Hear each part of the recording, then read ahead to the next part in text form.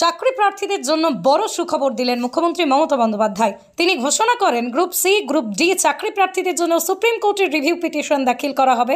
মামলার নিষ্পত্তি না হওয়া পর্যন্ত সরকার তাদের পাশে দাঁড়াবে বলেও জানান তিনি। মুখ্যমন্ত্রী বলেন, যতদিন মামলায় চূড়ান্ত নিষ্পত্তি না হচ্ছে ততদিন চাকরি প্রার্থীরা আর্থিক সহায়তা পাবেন। গ্রুপ সি কর্মীদের মাসিক 25,000 টাকা, গ্রুপ ডি কর্মীদের মাসিক 20,000 টাকা করে দেওয়া হবে।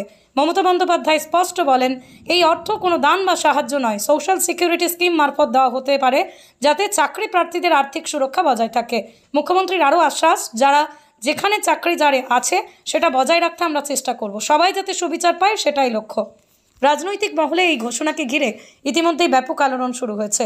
বহু চাকরি প্রার্থী তাদের পরিবার এই ঘোষণায় কিছুটা হলেও স্বস্তি পেয়েছেন। আমরা চিন্তা ভাবনা করবো, আমি না শুনে কি করে হ্যাঁ করে দেবো যে আমি জানি না একটা অজ্ঞাত বিষয়, সেই বিষয়টি আমি কিভাবে বলে দেবো যে আমি হ্যাঁ মেনে নেবো? আমি তো জানি না সেই বিষয়টা। বলছি যে আপনাকে ওনার কথা যেটা উনি বলবেন আপনি ওটা মানতে প্রস্তুত আছেন তো? এবং আপনাদের জন্যই তো কথা হবে, আপনাদের ভালোর জন্যই কথা হবে, কিন্তু না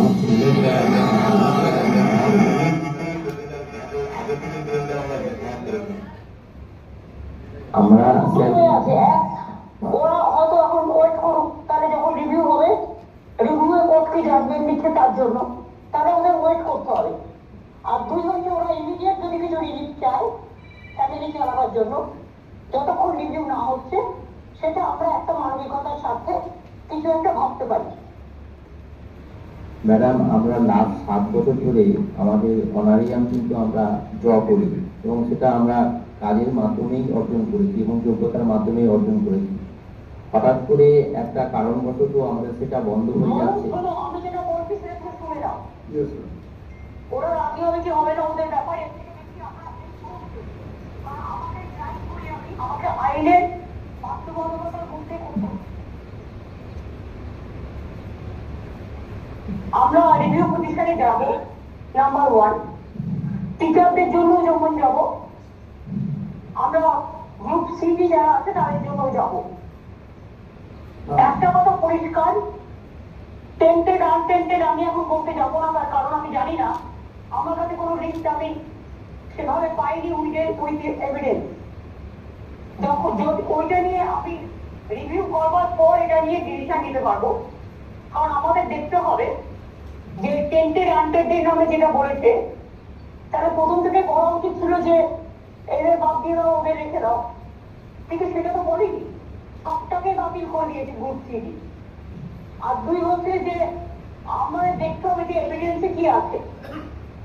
একটা দেখুন, আইনে হচ্ছে 1000 জন স্কট ফ্রি হতে পারে, প্রিন্সিপাল অফ ল, কিন্তু একজনও ইনোসেন্ট যেন শাস্তি না পায়।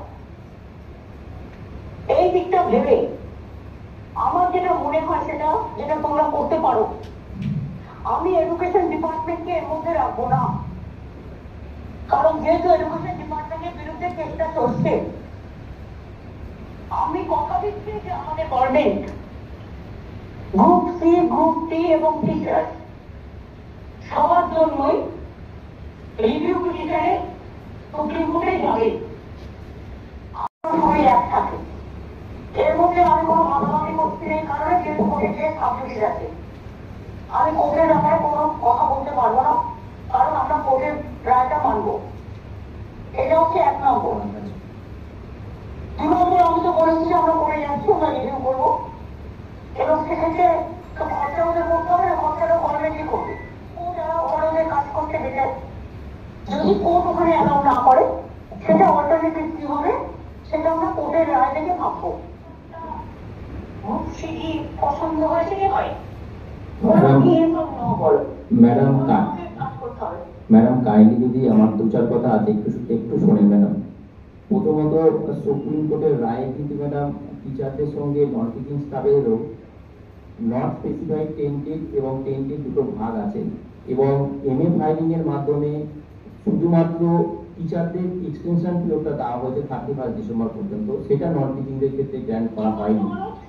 বলছে কি গ্রুপ সি, গ্রুপ ডির ক্ষেত্রে যেভাবে টিচার্সদের ক্ষেত্রে টেন্টেড আনটেন্টেড ওদের 31 ডিসেম্বর অবধি টাইম দিয়েছে, এদের ক্ষেত্রে কোনো সেরকম টাইম দেওয়া না স্যার, ব্যাপারটা হচ্ছে রিভিউ করছি তো আমরা, হ্যাঁ। রিভিউ অবধি ওয়েট করো, তারপরে আমরা সিদ্ধান্ত নেব। হ্যাঁ ম্যাডাম, আর একটা বিষয়, আমাদের যারা গ্রুপ সি এবং গ্রুপ ডি আছে তারা ইকোনমিক্যালি বেসিক্যালি পুয়ার, এবং তারা যে মাইনেটা পায় তার বেশিরভাগ অংশটা ম্যাডাম লোন ও মেডিসিনে চলে যায়। আমি প্রেসের সামনে এত ডিটেইলস আলোচনা করতে যাব না। ঠিক না?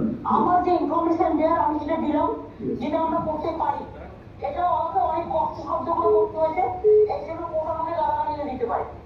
ম্যাডাম এটা তো আমাদের মিনিমাম। মানবিকতার সাথে মেনে নেবো, কিন্তু সেই জন্য আমি এডুকেশন ডিপার্টমেন্টকে ইনভলভ করিনি। লাইফ অ্যান্ড লাইভলিহুড ম্যাডাম জীবিকা, এক্ষেত্রে যদি কেউ বঞ্চিত হয়, আমরা সবার ক্ষেত্রেই চেষ্টা করি তাকে যতটা পারা যায় সাহায্য করার। কাজে যতক্ষণ আমি রিভিউ করতে না পারছি ততক্ষণ আপনারা কিছুই পাচ্ছিলেন না। এই অবস্থায় লেবার ডিপার্টমেন্ট থেকে আমরা সোশ্যাল সিকিউরিটি স্কিমের মাধ্যমে যারা গ্রুপ ডি আছেন তাদের 20,000 টাকা এবং যারা গ্রুপ সি আছেন তাদের 25,000 টাকা করে দেবো।